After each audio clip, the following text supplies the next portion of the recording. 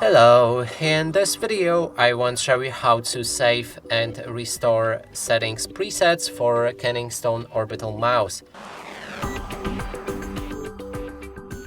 To do this, first we'll need to download Kensington Works from their official website. When it's installed, you should see something like this.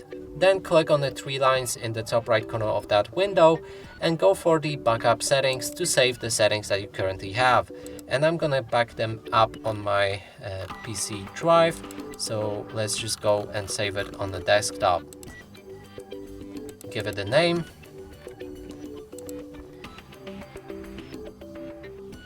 And they are backed up. There's a file right here. Now if you want to restore those settings, click on the three lines again, select backup settings, then not backup, restore settings, then restore from a file and select whichever file you want to restore. And we're gonna go on the desktop, select the one that we just saved and click on the open. And now it should restore all of the settings that are on that file.